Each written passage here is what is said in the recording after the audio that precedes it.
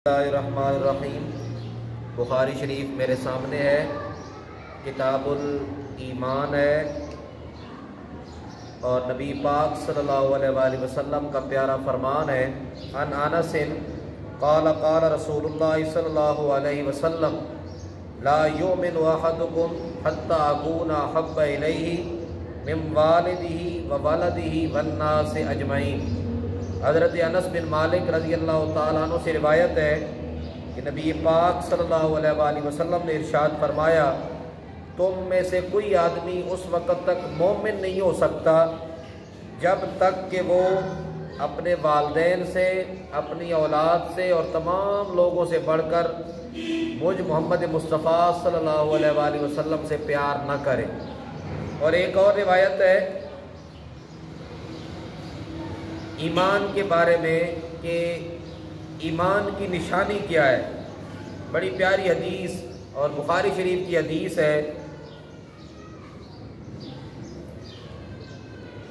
आयतुल ईमान, ईमान की निशानी ये है कि हुब्बुल अंसार, मदीना वालों से मोहब्बत। यानी जो आदमी अंसार से मोहब्बत करेगा वो ईमान वाला है। उसकी ईमान की निशानी ये है कि वो मदीना वालों से मोहब्बत करेगा।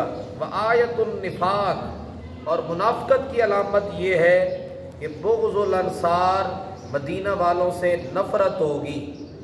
मदीना वालों से, मदीना शरीफ के जो बासी हैं, वहाँ के जो रिहायशी हैं, रहने वाले जो लोग हैं, उनसे नफ़रत बुग़्ज़ की अलामत है, निफाक की अलामत है, दुश्मनी की अलामत है। और जिस आदमी को नबी पाक सल्लल्लाहु अलैहि वसल्लम के शहरियों से मोहब्बत होगी उसका ईमान सलामत है।